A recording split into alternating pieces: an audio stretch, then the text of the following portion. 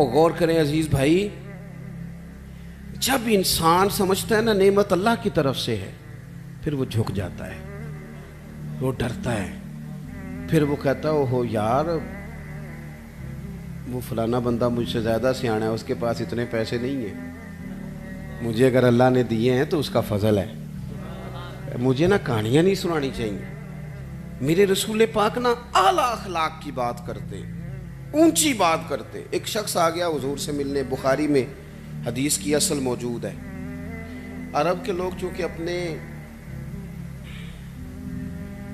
غلاموں پر روب بڑا ڈال کے رکھتے تھے، پریشرائز کر کے رکھتے تھے۔ یہ طریقہ ہوتا تھا کہ وہ آواز نہ نکالے۔ مثلا غلام نے اگر جانور چھاؤں میں نہیں باندھا، دھوپ میں ہے تو مار پڑ جاتی تھی، کیوں نہیں باندھا؟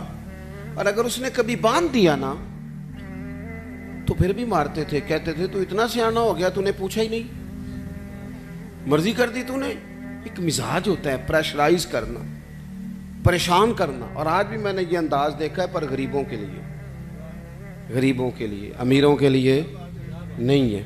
یعنی وہ چلو وزیر تو ایک طرف رہ گئے، پیروں کا بڑا برا حال ہے، الا ماشاء اللہ۔ وہ بھی مرید تگڑا ہو تو رنگ اور ہے، بندہ ماڑا ہو تو انداز اور ہے، یہ ٹھیک نہیں۔ اقبال کہتے ہیں خدا بندہ یہ تیرے سادہ دل بندے کدھر جائے، خدا بندہ یہ تیرے سادہ دل بندے کدھر جائے، درویشی بھی عیاری ہے شہنشاہی بھی عیاری، سارے عیار مکار ہو گئے۔ میرے عزیز نبی کریم صلی اللہ تعالی علیہ وسلم کی خدمت میں وہ شخص آیا اور اس نے آ کر کے نا حضور سے سلام لیا، تو اس نے صحابہ کو بھی نبی پاک کا ادب کرتے دیکھا، پر وہ سمجھ نہیں نہ سکا کہ یہ ادب ہے۔ اس پر مجبور نہیں کیا نبی پاک نے، کسی پر کوئی ایسی پابندی نہیں، اس نے ادب کرتے دیکھا۔ تو چونکہ اس نے بادشاہ دیکھے تھے، وہ ڈرنے لگ گیا اور کانپنے لگ گیا۔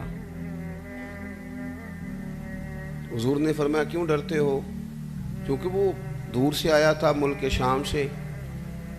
تو وہ عرض کرنے لگا یا رسول اللہ صلی اللہ تعالی علیہ وسلم، میں نا مدینے کی ریاست کے سربراہ کے پاس آیا ہوں، ڈر لگتا ہے کوئی ایسی بات نہ ہو جائیں، آپ ناراض ہو جائیں۔ ماڑا بندہ بیچارہ مفت کے روب میں آ جاتا ہے کئی دفعہ، اور حضور کو تو اللہ نے روب دیا ہے، سرکار کا تو اصلی روب ہے۔ یہاں تو بعض غریب مفت کے روب میں بھی آ جاتے، ڈر رہا ہے۔ اب حضور اسے تھبکی بھی دے دیتے، بات سمجھا بھی دیتے تو بات ٹھیک تھی، لیکن وہ بات تو دور چلی گئی۔ پتہ ہے حضور نے کیا فرمایا؟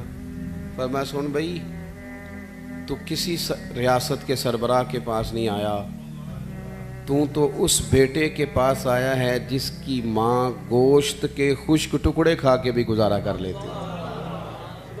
تو غریب ماں کا بیٹا ہوں، غریب ماں کا۔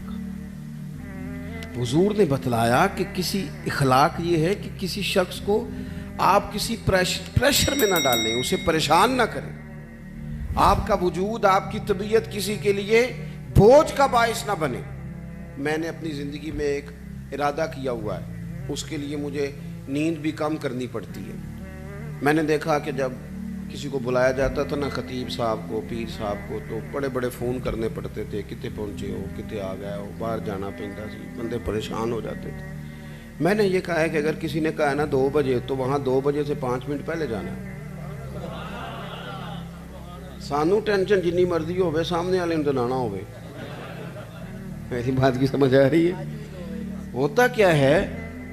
نہیں آپ کا تو خیر کوئی ایسا لیٹ نہیں ہوا، اللہ آپ کو جزا دے، اور میرے خوشی ہے آپ نماز پڑھ رہے تھے، یہ خوشی ہے، اور بڑی خوشی یہ ہے کہ آپ نے جلدی سے نماز پڑھ لی، ورنہ اللہ خیر کرے۔ ویسے میں کو تھوڑے جو بھی ویکھے نا جنہیں نہیں پڑھی، چلو کہڑا تساں کسی نہ گل کرنی ہے۔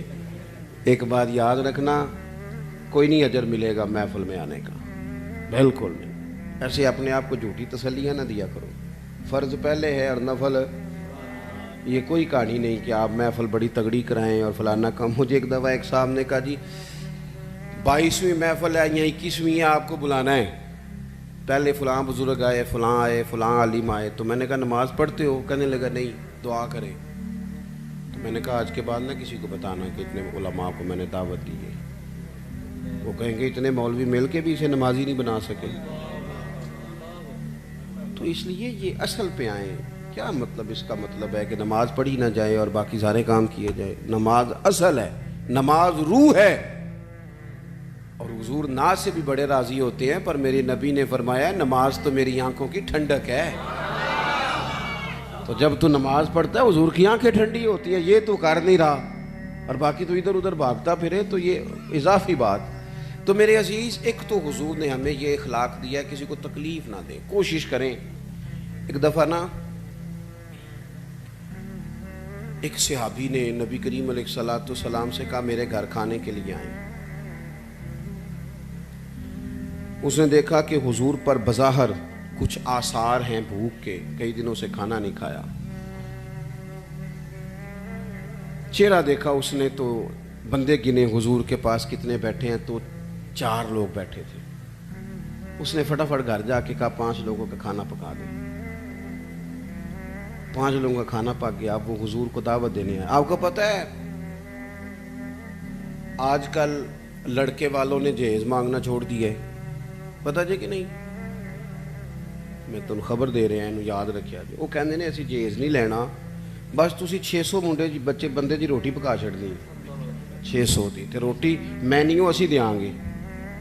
وہ ویکھو جی وہ منڈے نے روز آنا ہے تے منڈے دے یاراں نے تے گھروں نہیں روٹی لبدی، کبھی نہیں کھائی. آپ کبھی دیکھیں بیٹی کے باپ کو، وہ کھانے والی لائنوں پہ یوں پھر رہا ہوتا ہے جیسے کوئی بندہ پاگل ہو گیا. دعائیں کراتا ہے، پیر صاحب دعا کرنا اور میری عزت رہ جائے، کتے روٹی نہ تھوڑ جائے. ساری زندگی کے تانے بیٹی کے لیے. کیوں تکلیف دیتے ہو کسی کو؟ گھر روٹی نہیں ملتی، دعائیں کراتے پھرتے ہیں. دعائیں والد دیوانوں کی طرح بیچارہ وہ کناتوں کے اندر پھرتا ہے کہ یا اللہ روٹی پوری ہو جائے. غریب آدمی ہوں، بیٹی نے گھر جانا ہے، پھر ایک دیگ ساتھ بھی بھیجنی پڑتی ہے. ساتھ بھیجو گے تو عزت رہے گی. اور گھر کھانا نہیں کھاتے ہم. کیوں تکلیف دیتے ہو کسی بیٹی والے؟ کیوں ہم پریشان کرتے ہیں؟ کیوں اس طرح کی آزمائشوں میں ڈالتے ہیں جس سے سامنے والا بیچارہ آزمائش میں آ جائے؟ حضرت ابو شعیب رضی اللہ تعالیٰ عنہ حضور کے ساتھ 4 لوگوں کو گن کے گئے، کھانا گھر میں پکوا کے واپس آ کے عرض کی حضور روٹی پک گئی آ جائیں. جب وہ واپس آئے تو ایک صحابی اور آ گئے تھے زیارت کے لیے، وہ بھی اٹھ کے ساتھ چل دیے. پتہ ہے حضور نے فرمایا، نبی پاک مالک ہے ہماری جانوں کے، حضور مالک ہے، مالک.